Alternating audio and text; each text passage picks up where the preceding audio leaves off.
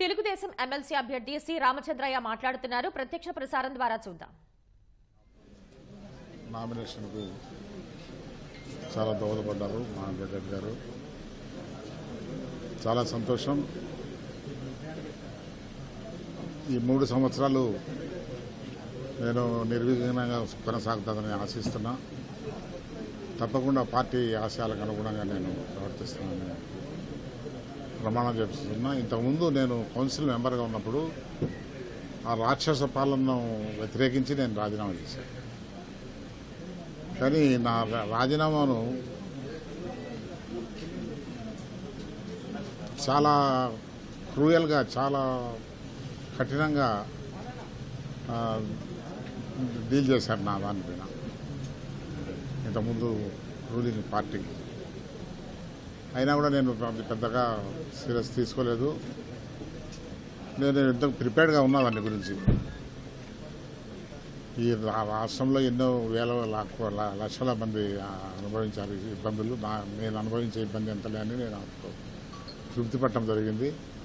ఆ విధంగా కక్ష సాధింపుగా చేయటం జరిగింది నా పైన.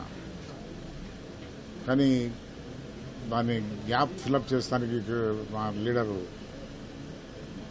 నాకు ఇచ్చినాడేమో అని కూడా నేను ఒకసారి అనుకున్నా. చంద్రబాబు నాయుడు గారు కార్యకర్తలను ఈ విధంగా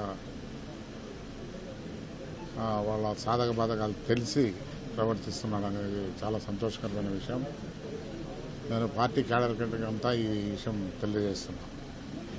ఆయనకు నేను నా కృతజ్ఞతలు తెలుపుకుంటున్నాను. నమస్కారం. రాష్ట్ర ఆర్థిక పరిస్థితి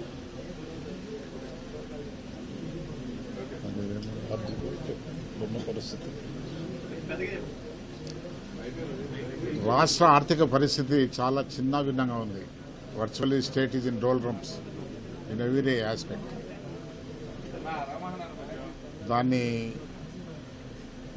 ట్రాక్ పైన పెట్టగలిగేటువంటి వ్యక్తికి చాలా శక్తి సామర్థ్యాలు ఉన్నారు. అటువంటి వ్యక్తి నా దృష్టిలో ఒక చంద్రబాబు నాయుడు గారు తప్ప వేరే వాళ్ళు కనిపించలేదు. అంటే మాకుండే అసోసియేషన్. అందువల్ల నేను ఆదరణమే చెప్పా.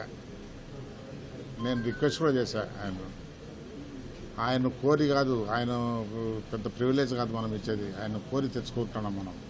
కాబట్టి ప్రజలు కూడా ఇది గుర్తెరిగి ఆయనకు పూర్తి సహకరిస్తారని నేను ఆశిస్తున్నాను. నమస్కారం.